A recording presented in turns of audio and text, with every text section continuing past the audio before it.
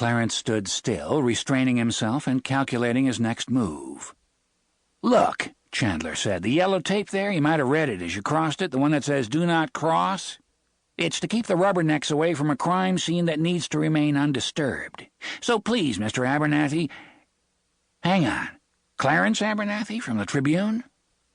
"Yeah. Well, then, you're especially unwelcome. Nobody messes up a crime scene like a reporter. They think they're above the rules. Guess you're a case in point, huh?" "This is Danny's house. This is my baby sister's place." "Danny Rawls is your sister?" "I'm sorry, I didn't know." "Do you know where she is? I went to Emmanuel, but she wasn't there."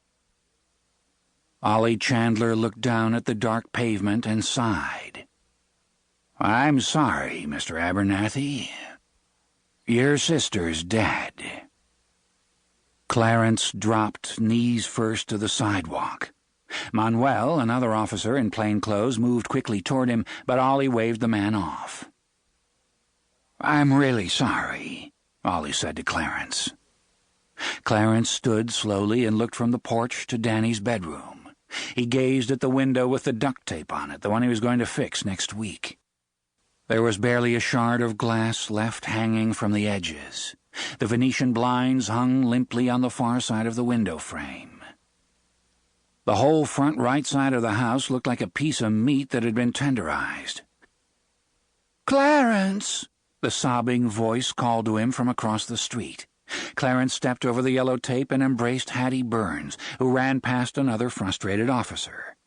"I've got Ty and Celeste," Hattie said. "How's Felicia?" "She's in surgery. They're trying to take out the bullet from her head." Hattie's arms surrounded him again. Clarence didn't know whether the moan that reverberated through him was his or hers. "What happened, Hattie?" "It was an explosion that went on and on. I looked out the window, saw someone up on the porch, hard to see with just the street lights. Think I saw a big rifle in his hands. He ran to a car in the middle of the street, got in, and they were gone just like that.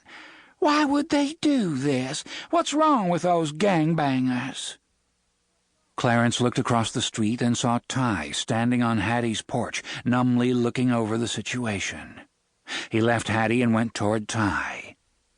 Clarence hesitated, then tried to put his arms around his nephew. Ty resisted, as though he were tougher than he was.